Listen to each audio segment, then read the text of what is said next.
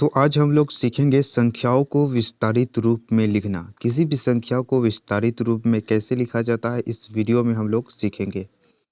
तो देखिए इसमें बोला गया है कि निम्न संख्याओं को विस्तारित रूप में लिखे। दो संख्या दी गई है। पहला संख्या है 56,964 और दूसरी संख्या दशमलव वाली है 4,365.43। इस दोनों संख्याओं को हम विस्तारित रूप में लिखेंगे। तो आइए सबसे पहले पहला क्वेश्चन लिख लेते हैं।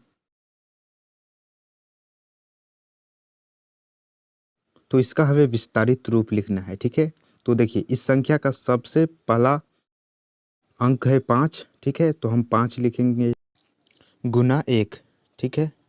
अब देखिए इस 5 के बाद इधर कितने अंक हैं? 1 2 3 4 अंक है। तो हम यहाँ 4 जीरो लगाएंगे। 1 2 3 4, ठीक है, प्लस, ठीक है। अब 5 के बाद 6 है तो 6 लिखेंगे गुना 1, ठीक है। अब 6 के बाद इधर कितने अंक है? तो 6 के बाद इधर 3 अंक है तो हम 3 जीरो लगाएंगे, ठीक है, प्लस। अब 6 के बाद 9 है तो 9 लिखेंगे गुना 1, ठीक है। अब 9 के बाद इधर 2 अंक है तो हम 2 जीरो लगाएंगे यहाँ, प्लस। अब 9 के बाद 6 है तो 6 लिखेंगे 6 गुना 1, ठीक है। और 6 के बाद इधर 1 अंक है तो 1 जीरो और लगाएंगे इसमें, प्लस। अब देखिए 4 है तो 4 गुना 1, ठीक है। अब देखिए 4 के बाद कोई भी अंक नहीं तो हम यहाँ जीरो नहीं लगाएंगे, ठीक है। इसे और आगे सॉल्व करते हैं। 5 गुना, देखिए दोस्तों यहाँ 4 जीरो है, ठीक है। तो हम यहाँ 10 के पावर 4 लिख सकते हैं, प्लस 6 गुना, और यहाँ 3 जीरो है तो हम 10 के पावर 3 लिखेंगे, प्लस 9 गुना 10 के पावर 2 लिखेंगे क्योंकि 2 जीरो है, प्लस 6 गुना, यहाँ 1 जीरो है तो हम 10 के पावर 1 लिख सकते हैं, प्लस 4 गुना, और यहाँ 1 है तो हम 10 के पावर 0 लिख सकते हैं। दोस्तों किसी भी संख्या पर अगर पावर 0 है तो इसका वैल्यू 1 होगा। मान लीजिए 10 पे पावर 0 है तो इसका वैल्यू 1 होगा। मान लीजिए कोई भी संख्या, मान लीजिए 15 पर पावर 0 है तो इसका भी वैल्यू 1 ही होगा, ठीक है। तो ये हुआ 56,964 का विस्तारित रूप, ठीक है। अब आइए हम दशमलव वाली संख्या का विस्तारित रूप लिखते हैं, ठीक है।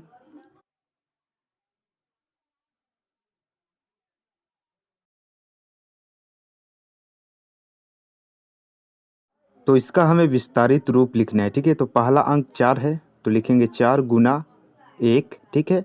अब देखिए 4 के बाद इधर कितने अंक है? 1 2 3 अंक है। दोस्तों दशमलव के बाद वाले अंकों को हमें काउंट नहीं करना है, ठीक है। तो इधर 3 अंक है तो हम 3 जीरो लगाएंगे, प्लस। और उसके बाद 3 है तो 3 लिखेंगे, 3 गुना 1, ठीक है। अब देखिए 3 के बाद इधर 2 अंक है, ठीक है, तो 2 जीरो लगाएंगे, प्लस। अब 3 के बाद 6 है, ठीक है, तो 6 लिखेंगे, 6 गुना 1, ठीक है। अब 6 के बाद 1 अंक है तो 1 जीरो लगाएंगे, प्लस। अब देखिए 5 है तो 5 लिखेंगे, 5 गुना 1, ठीक है। अब देखिए 5 के बाद कोई भी अंक नहीं है तो हम यहाँ जीरो नहीं लगाएंगे। उसके बाद दोस्तों है, देखिए यहाँ दशमलव के बाद 4 है, ठीक है, तो 4 लिखेंगे हम, ठीक है। अब देखिए दशमलव के बाद 4 कितने अंक पर है? 1 अंक पर है तो हम बटे के नीचे यहाँ हम 1 जीरो लगाएंगे, ठीक है। बटे के नीचे इसलिए लगाया क्योंकि दशमलव के बाद 4 है, ठीक है। अब देखिए 4 के बाद 3 है, प्लस 3 बटा। अब देखिए दशमलव के बाद 3 कितने नंबर पर है? 2 नंबर पर है तो हम यहाँ 2 जीरो लगाएंगे, ठीक है।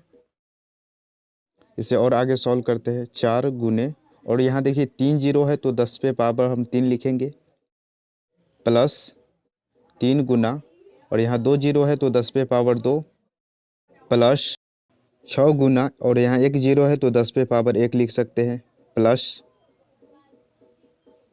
5 गुना, और यहाँ 1 है तो 10 पे पावर हम 0 लिख सकते हैं, प्लस 4, और यहाँ 1 0 है तो 10 पे पावर 1, प्लस 3, और यहाँ 10 पे पावर 2 लिख सकते हैं। ठीक है, इसे और आगे सॉल्व करते हैं।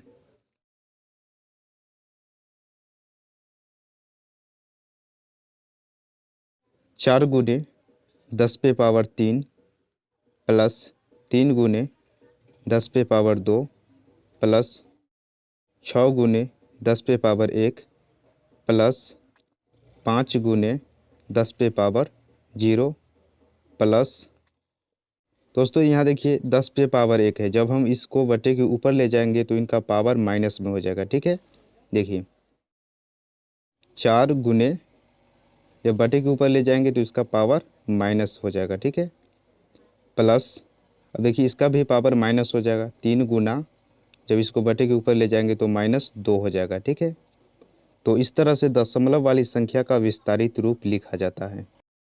उम्मीद करता हूँ कि अब आप किसी भी संख्या का विस्तारित रूप लिख सकते हैं। Thank you for watching this video.